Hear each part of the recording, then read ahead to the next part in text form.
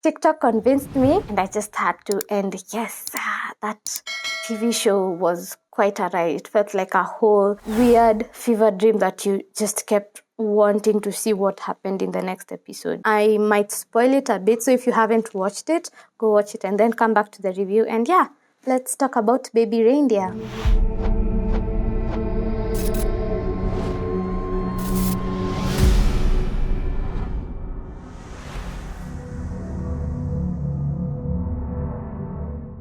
Hello and welcome to today's reviews. I hope you all are well. And today we're going to be talking about Baby Reindeer. And as I said, TikTok convinced me to watch this show. I didn't think it would be that good, but it ended up being pretty good. I was like, that was a really good show. And the fact that it was based on a true story, Richard Gard's true story, was even more fascinating. And I think it was a pretty brave story to tell. I think one of us is going to have to die now.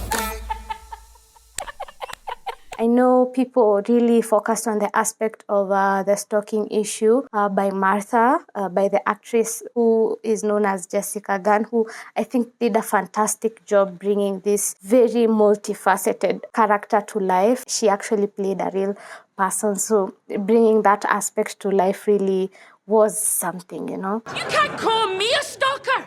Well, you're the one creeping around my house at night. We usually hear women being stalked and it's frowned upon and all that, and it's really, really scary. But when the genders are changed and the man is being stalked, then it becomes a real weird issue because people are like, you can't defend yourself. Oh, I'd take advantage. If this woman was stalking me, I'd feel really nice and all these things. And it's something that is also highlighted. Somewhere along the line, as much as it is disturbing to him, he kind of enjoys the attention that Martha is giving him, especially when they just had these weird talks in the bar. He was finally relieved and happy that someone was seeing him, and everyone wants to be seen. Really manly hands, haven't you? Oh, yeah? Big, deep voice, chiseled jawline. Should be illegal to have your bone structure too, you know. They should tax you for it. Man tax. But for me, I think the real villain in this story is the guy who plays the producer / screenwriter who first noticed him. And this guy literally took advantage of him. He's told, you have really great material. And it really translated even in his plays, or rather his acts. Improved. He got more people watching him. He got more donations and all that. So this guy hooked him, and in the process of hooking him, he started inviting him to his place. They started indulging in drugs and all these things, and he didn't want to say no because he was like, this is my one-way ticket out of whatever I want to do. I can finally make it. I can finally see who I've always wanted to be. I can finally see it. It's just at an arm's reach. Without even realizing it, this guy was taking advantage of him. Little pain for a little gain. At this point, abuse doesn't just specifically happen to women.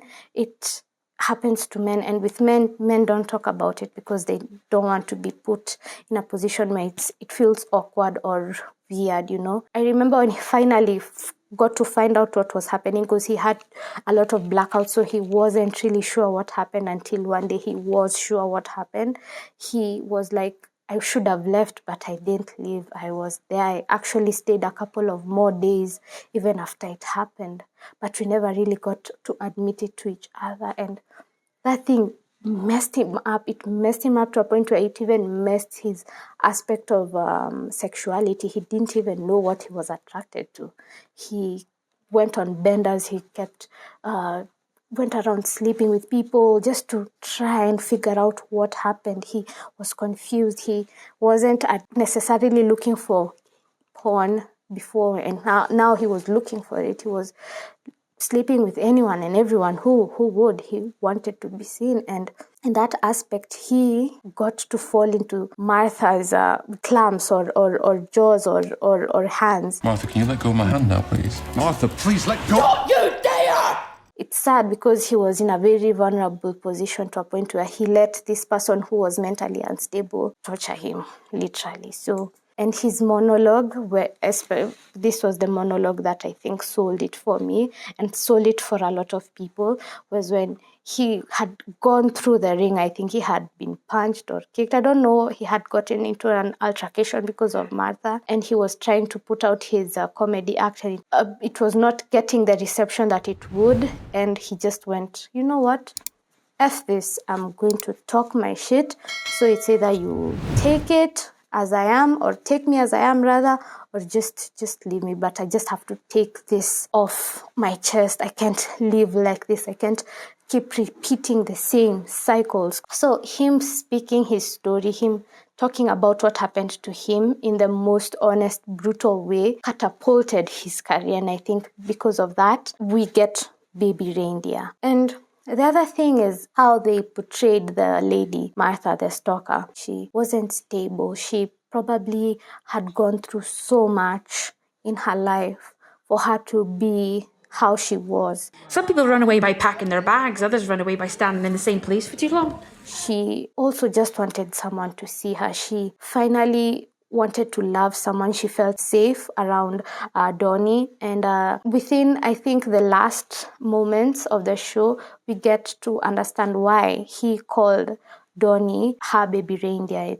And it's because the reindeer she had as a baby reminded him of Donnie, because it was her safe space. And the other aspect that I really want to talk about is that I remember in one of his inner thoughts where he was like, I'm not a victim.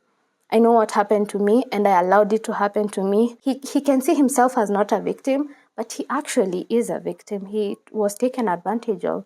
But the aspect of him just looking at it as I'm not a victim, I know what happened. He's really gone through it, but he also sees the part he has played in his own demise. And I think that is something that we should all adapt. As much as, yes, we go through things and people put us through things, at times it's also good to acknowledge the part you have played in your own demise. And I think that is what makes this story even more powerful. Look, Martha, just go back home. I have a sneaky feeling you might be the death of me. I usually don't spoil my reviews as much, but this one I had to spoil so that I could get the message across. And yeah, so Baby Reindeer, have you watched it?